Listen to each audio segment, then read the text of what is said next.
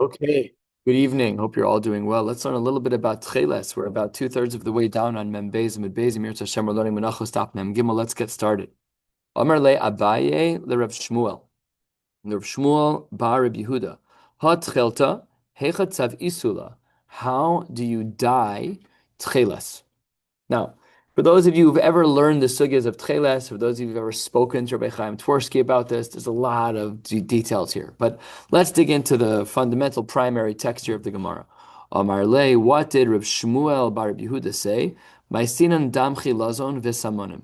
You bring, literally translated, the blood of a chilazon. It's a mollusk, and you bring that and some samonim. Now, it's not blood. It's a sack of some kind of ink that when it's exposed to sun, it turns into this beautiful shade of blue.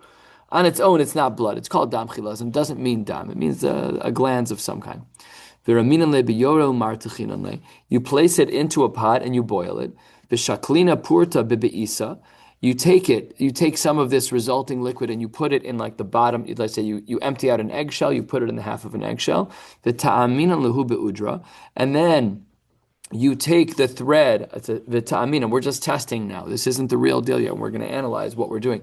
You take one thread to test what happens if you put it in, and you run the string into this little half egg of the tchelas. Then you throw out the egg with whatever's left over of the original dye that you made. That's not valid to make a pair of tzitzis. V'kalinan leudra. And then you burn up the rest of it. You're all done. We don't use this anymore. Okay. Shma minot tlas. We learned three things from here. Number one, shma minot that te'ima psula, that the string that you use, which was the testing string, is burned up. You get rid of it. We don't use it. It's not usable. Ushma minot deba'inan svia lishma. By virtue of the fact that we throw out the dye, we see that it needs to be lishma. What was my intention for this first little batch? It was only to do te'ima. Shma mina te'ima pasla. That these two languages are very, very similar. Te'ima pasla, te'ima psula, and te'ima pasla are the same. The first and the third are identical language. So the Gemara calls it out. Hainu te'ima psula, hainu tzvia lishma.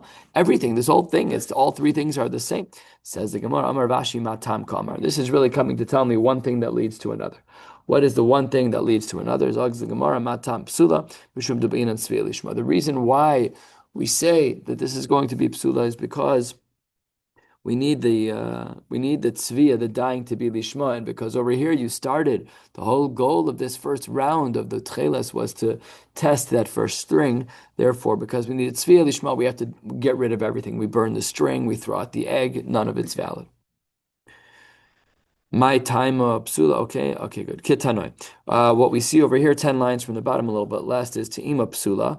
Why is it that first string that was the sample string, why is it that it's puzzle? Says the Gemara, Mishum shenemar klil tcheles. I need it to be kulo tcheles. And this is not kulo. This is just to be tested, so therefore it's not allowed. Devi Reb Chanina ben Gamliel. Rabbi Yochanan ben Davai Amar, I disagree. Afilu marasheni sheba kasher. Even if you wanted to put another string through there, you're allowed to. Ushni tolas. And we actually have a play on word, usheni tolas. Even the second one can be considered a valid dye. Tanu Rabbanon tcheles ein labdika. There's no way to really check tcheles. What does that mean? There's no way to check tcheles. Rashi, about 15 lines or so from the bottom of the page, says, Ein labdika kasal k'daitach. What does Rashi at the Havaminos? What does Rashi say? Ein adam yachol lebotko tcheles im kala ilanu. Once it's dyed, we have no way of knowing whether or not it was real tcheles or fake indigo. We don't know. Wavelength-wise, from a color perspective, they look exactly the same. So that's what the Gemara says, that because of tcheles is ein labdika, therefore ve'ein nikachas ele mimomche, minamomche. You're not allowed to buy tcheles from some Joe on the street. You have to buy tcheles from a bucky. And nowadays, we actually have another layer. We don't typically buy things from individuals. We buy things from stores who have bought prepackaged tcheles. You're not buying from a yachid on the street. You're definitely not allowed to do that. That's pashut. Can I buy from you? Can I buy from any? No. All right. Only if you're a mumche. So if I went to Rabbi Chaim Twersky, who's a baki b'davar, he says, Phil, it's tcheles. No problem, Rabbi. No problem. I'll buy it. I can go to Kesher Stam. I can go to Rosenblum's. No problem, as long as it's packaged. But if they're selling it out of your pocket, here's tcheles, then the guy has to be a mumche. So it says the Gemara that in this little brisa, it says that tcheles ein labedika, and therefore ve'ein nikachas ela min hamomche. What about tefillin? Tefillin yesh lahem bedika. You can check tefillin. Rashi. What does it mean tefillin yesh lahem bedika? 10 lines from the bottom. Adam yachol lebodkan im diktek behen bechaseros v'yaseros im lab. Just go look. We can see. We can go look and see on our own. We can tell if you added a vav or didn't add a vav. Afal Pikein says the Gemara ve'ein nikchen ela min hamomche, and Rashi over here highlights because of lishma. There's no way to tell if someone did it lishma, and tefillin is subtle. The or has to be done lishma. There's so many layers of it. The painting of the ink. There's so many layers.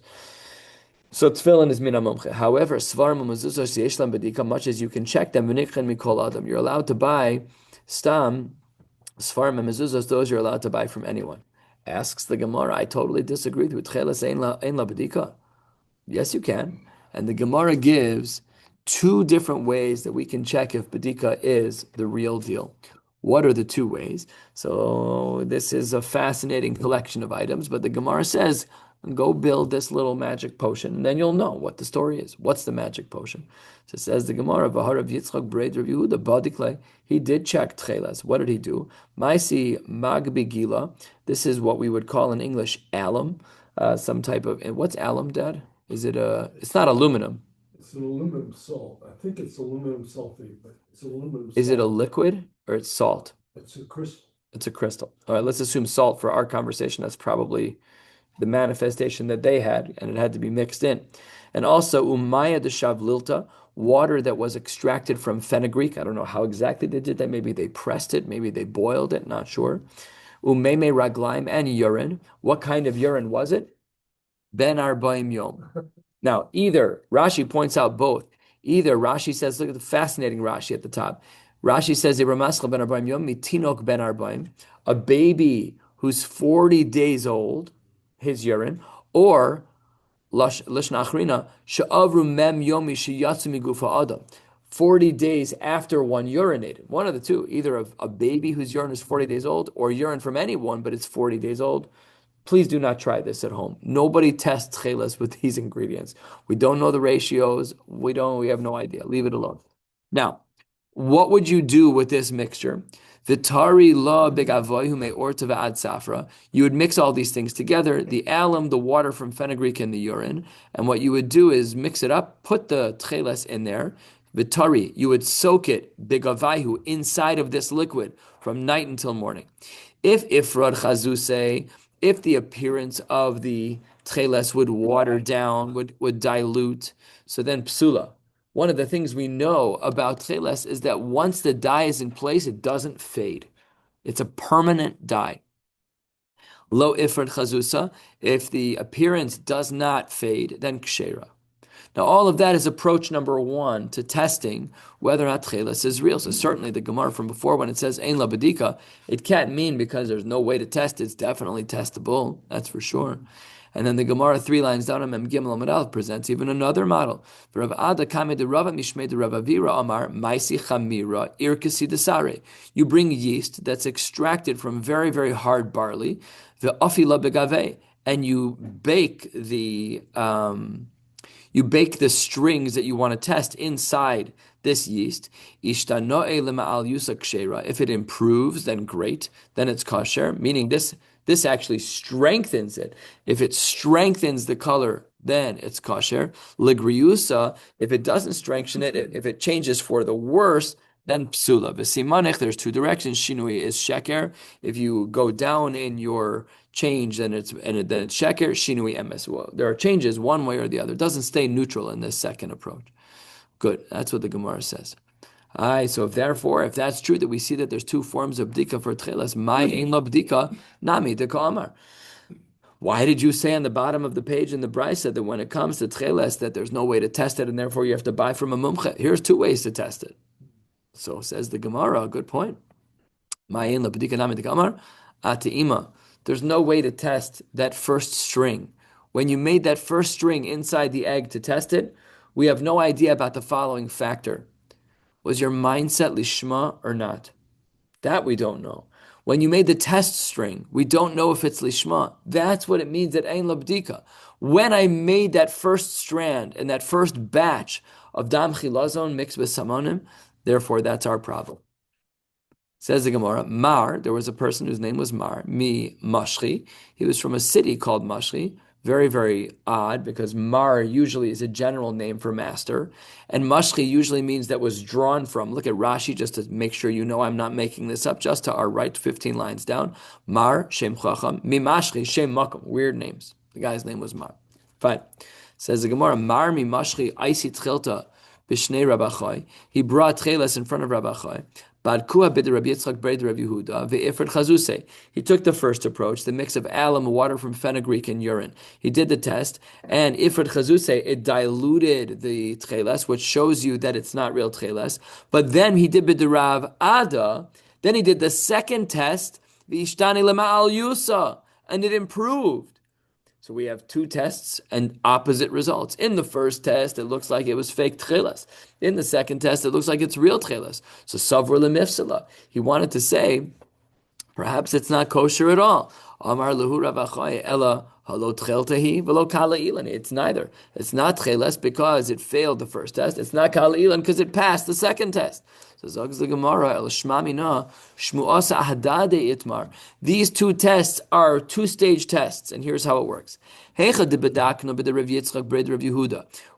you do the first test, the test of the alum, water from fenugreek, and urine, if you do that, if you do that and it doesn't ruin, it doesn't dilute, it's kosher no matter what. But if it does dilute, then you have to do the second test. Then, then you have to test it in the yeast which was extracted from very, very hard barley. Fascinating. So I want to tell you something brief about indigo and Chelas. Yes. When your mother and I went to the Chelas factory Yes.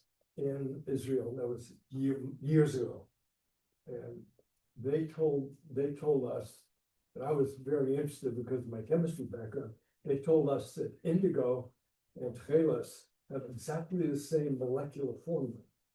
So if that is true, then some of this doesn't make too much sense. Why? Because if it has, the urine test should have given the same result with both of them if they had the same molecular formula, but apparently it didn't. So it's like the indigo, the dye didn't do so well, and with the Chelas, it did pretty well with the urine test. So, if something has the exact molecular structure, is it necessarily the case that it's a permanent dye just the same? Does one connect to the other? Is there any reason to distinguish? I would think so. I mean, if you alter a molecular structure with one hydrogen atom, that can change. Could change everything. So I would think that having the same molecular formula, you expect it to always behave the same. So this is a little bit puzzling. Now, it's based on the fact that somebody told me they have the same molecular formula. What if they don't? This is a question for Rabbi Chaim Tursky. Yeah. He is the perfect person to ask this to because he knows enough chemistry to talk to you, and he knows way more Torah than all of us combined times about 100. About right.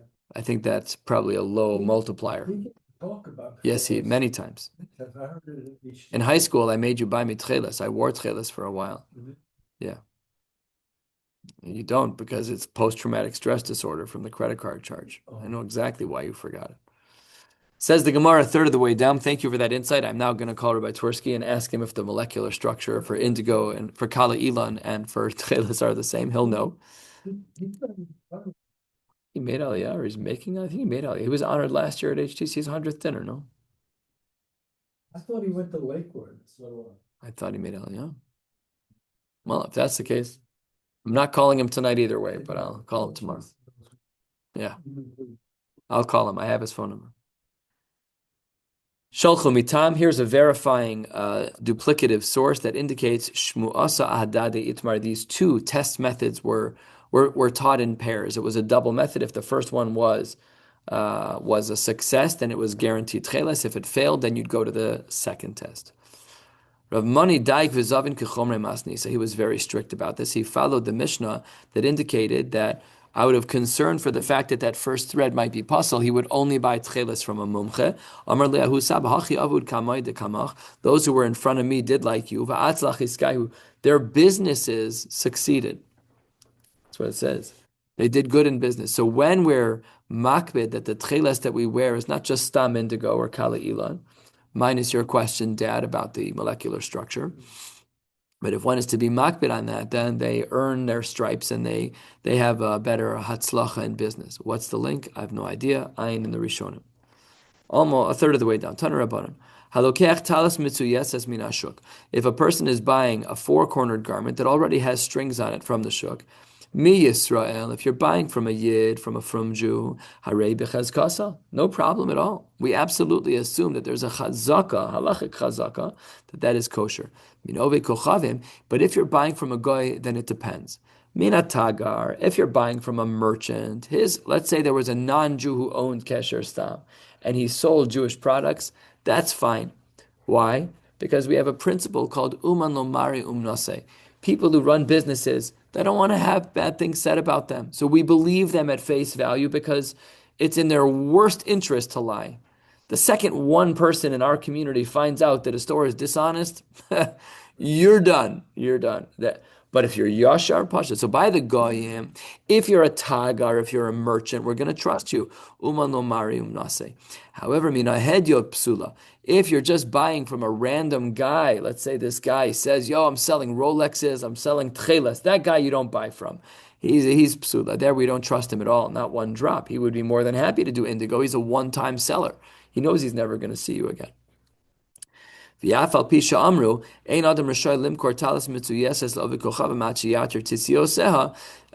true. We have a heter. It's true to buy from a tagar, even though really you should not be doing it. But it's kosher.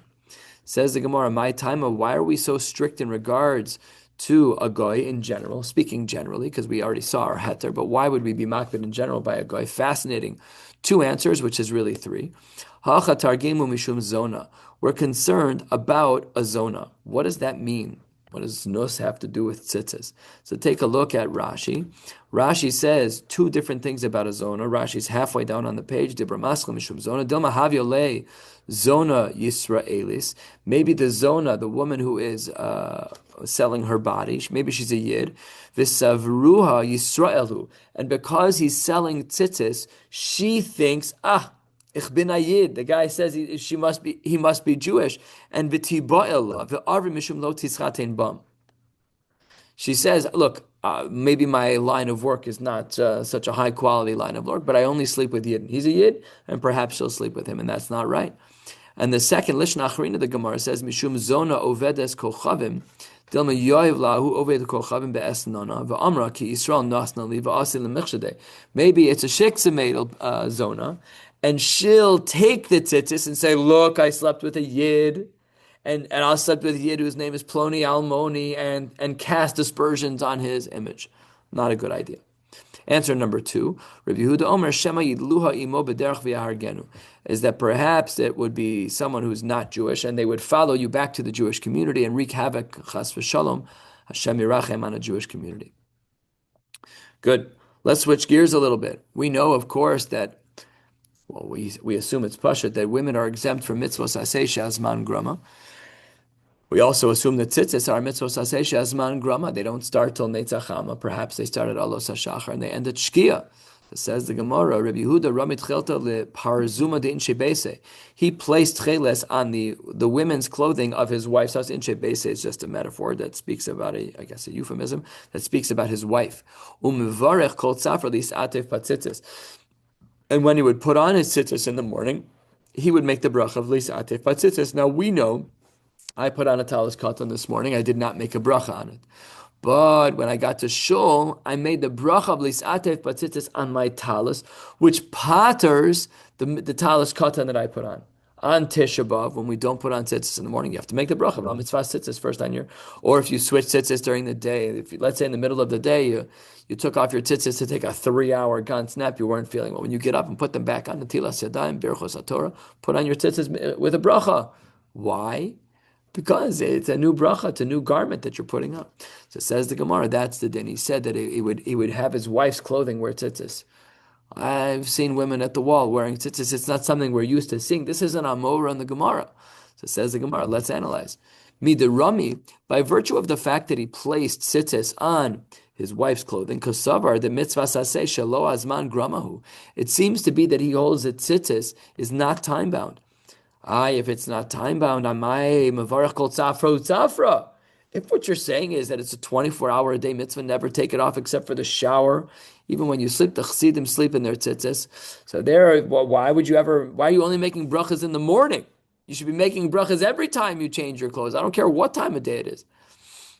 So says the Gemara, Rebbe. This is like the sheet of Rebbe that's found in a brisa that we saw in Maseches Sukkah. Tefillin kol zman shemenichim mevarach aleihen, divrei Rebbe. Anytime you put on a pair of tefillin, the halacha is that you do. So there are some poskim who say that if a person leaves davening in the middle of the davening to go to the bathroom, if they only do rishonim, if they're only going to be mashten, so then when you put on your tefillin again, you don't make a bracha. These are the yunim in Hilchos tefillin ayin sham. But that's what he holds. Okay, I understand that you're saying that every time you put on tefillin, and therefore by association tzitzis too, that you should make a bracha. But then why aren't you making it all day long? Why only in the morning? Rabbi Yehuda inish tzniya hava. Rabbi Yehuda was a very, very modest person. He would never take off his clothes during the day. He would just change in the morning. Skipped a line. So why is it that the din says by Rabbi Yehuda that he would make a bracha only in the morning? So says the Gemara, because he woke up in the morning, he would change from yesterday's clothes into tomorrow's clothes, and he would do that by Nitzachama. So he would disrobe, take a shower, go to the mikveh, whatever he would do. Probably go to the mikveh, probably not take a shower. That just wasn't so common. That's our world. So says the Gemara that there he would switch from ksus laila to ksus yom. That's why he'd make a bracha. Okay, we're going to see a lot of rapid brises over the next little piece of Gemara. A lot of gorgeous, well-known Gemaras are coming up. 3/4 of the way down, Mem Gimel Amad Tan Rabban Kol Chayavim B'Tzitzis. Everyone is obligated in tzitzis. This we're going to see elements of this, of what we saw earlier in this brisa. Kohanim Levim Yisraelim, whether you are a Levite, a Kohen, Levi, or Yisrael. Geirim, non-Jews are obligated in the mitzvah of tzitzis. Nashim v'avadim, women and slaves, all of them. We see Nashim here as well. What does this reflect? The shita we saw earlier, that perhaps it's the case that tzitzis is a mitzvah saseh shelo hazman grama, because Nashim are chayavos. Says Gemara, Shimon Poter Menachos, Neshim mitzvah saseh shazman grama, b'chol mitzvah saseh shazman grama, Nashim turos. So he doesn't hold that way. Seemingly machlokes tanoim, if we hold that tzitzis is mitzvah saseh shelo hazman grama, or if a mitzvah of tzitzis is a mitzvah saseh shazman grama.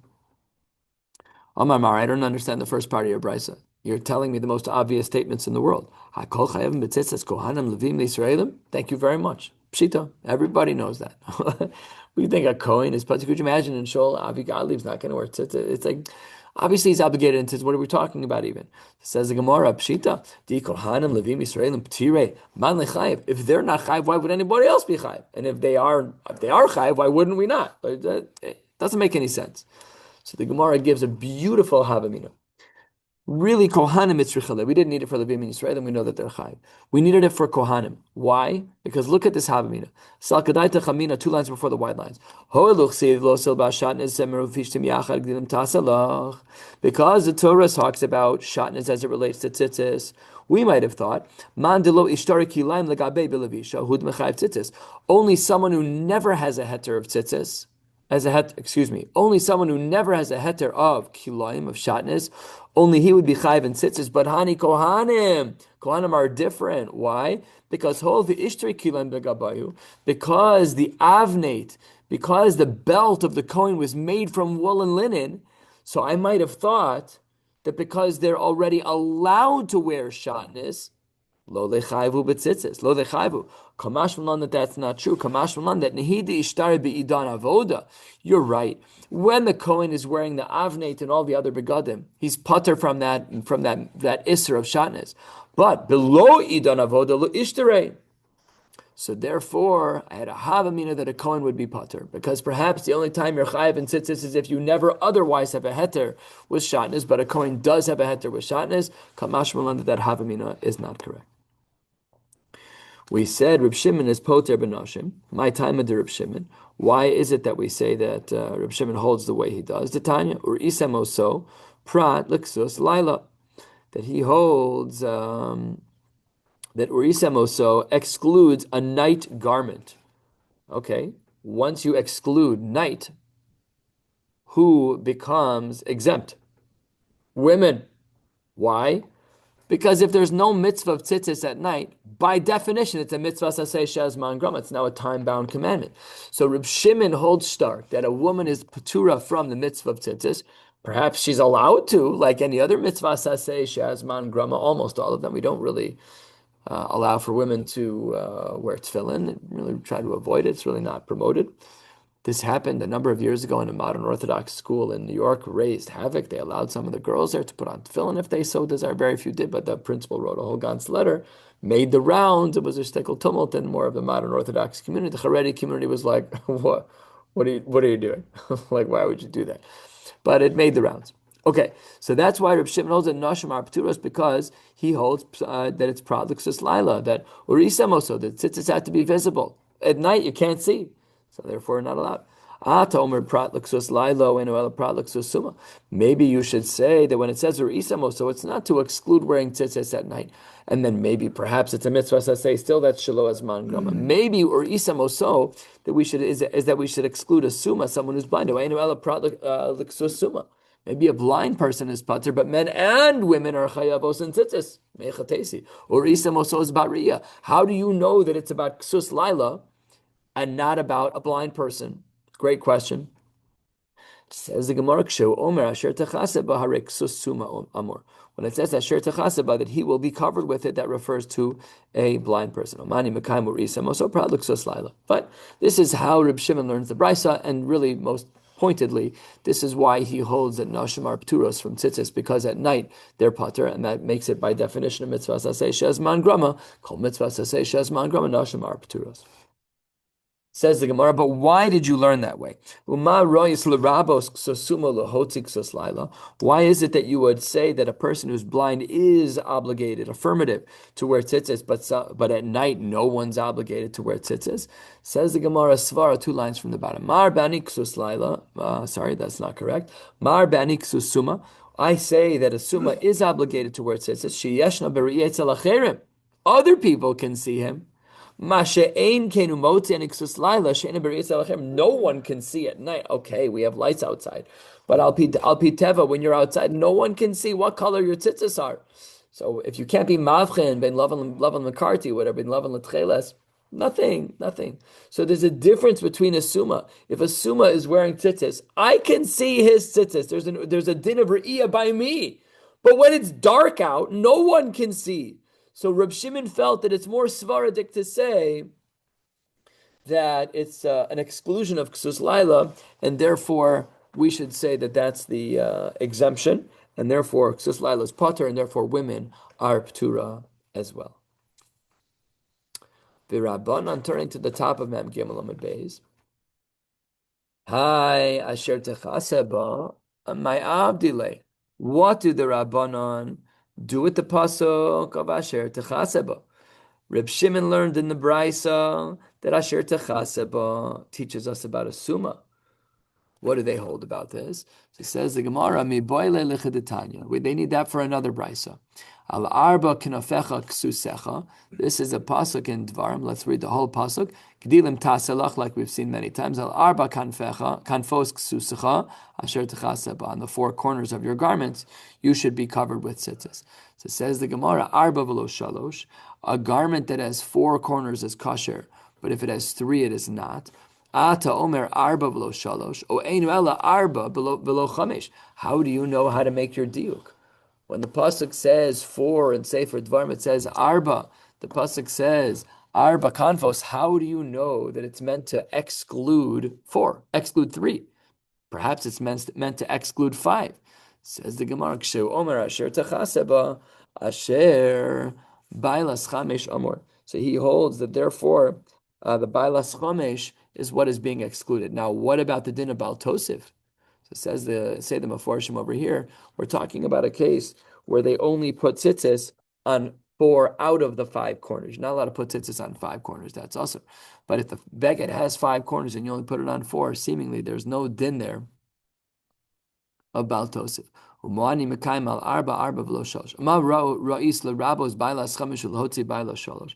Why do we say that when it comes to three, you're not yotze, but when it comes to five-cornered garment, you are yotze? Says the Gemara. Uma mar be'ani, 8-9 lines down. I'm beginning on my base. Mar be'ani bailas chamish yesh bechlal chamish arba. Within five is four corners. You can still, in other words, if you have a five-cornered garment, you can still make a four-cornered garment out of that. Meaning you can still add tzitzis to four of the corners. So says the Gemara, how do you make a how do you make a five-cornered garment? Huh? How do you make it five, Bichlal? Can you make a five-cornered garment? The garment? Oh, I wasn't thinking like that at all. Sure.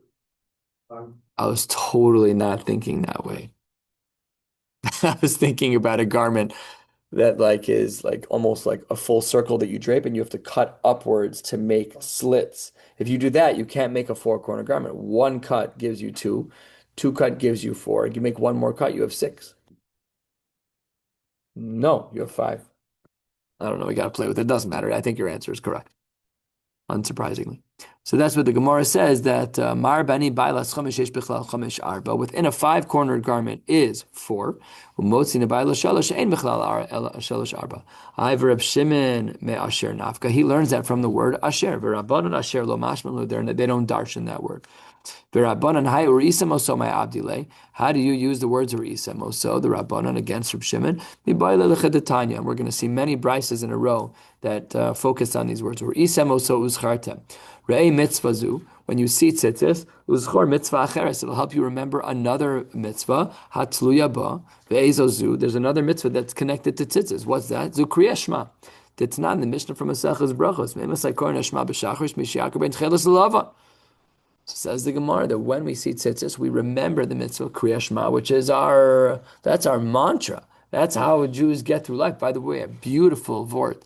I heard that the reason why HaKadosh Baruch Hu needed us to have Shema twice a day is because a Yid cannot go 12 hours without being Mekabel Ol Malchus Shemaim.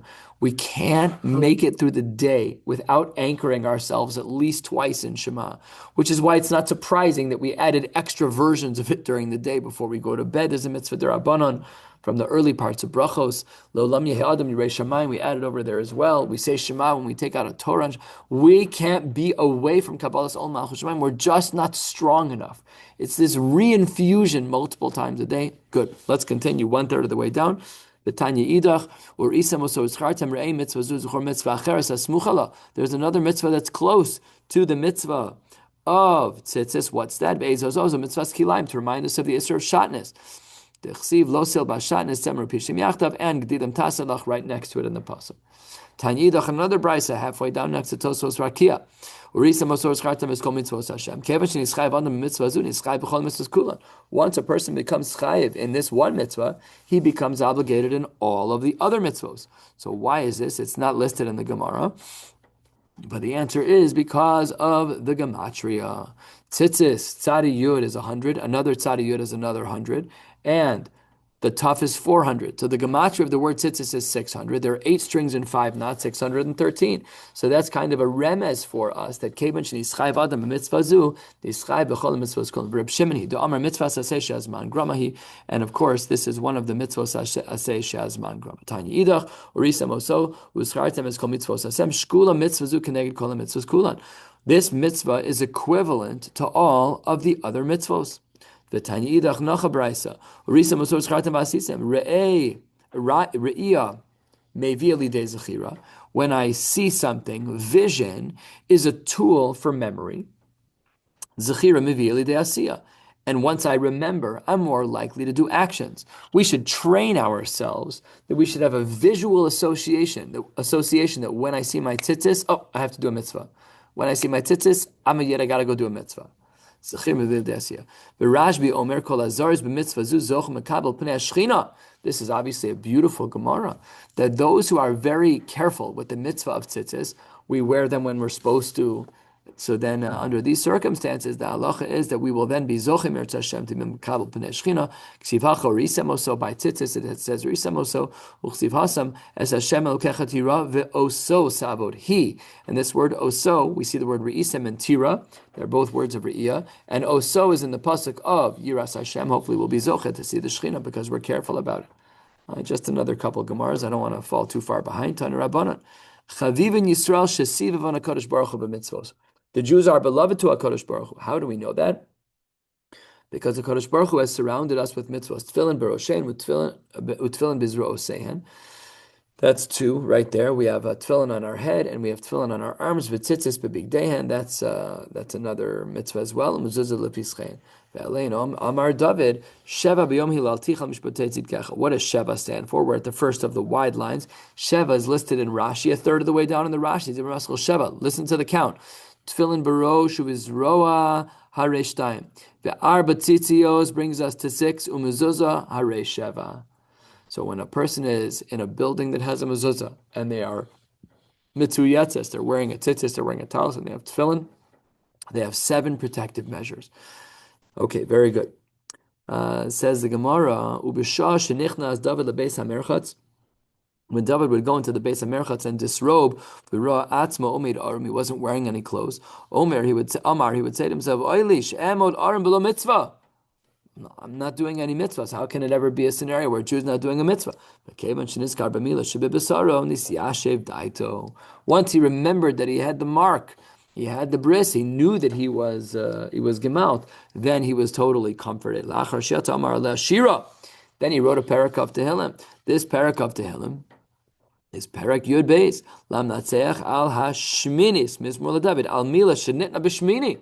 That's when he authored that because he was so happy that that was the case. Rabbi Lazar ben Yaakov Omer kol sheyesh lo tefillin barosho tefillin mezuzah b'tzitzis b'bigdal mezuzah b'pischo. When you have all these mitzvos of tefillin, tzitzis, mezuzah, you're doing great. Hakol b'chizuk shelo yecheta. It's basically all but guaranteed that you are not going to do an avera. I've managed to do averas like that. I don't know about you, but that's what the Gemara says. You're much less likely. Shenemar b'chuta meshulash lo b'meheira. You not take that when you have the 3-stranded braid, it's much more it's more unlikely that that will ever tear.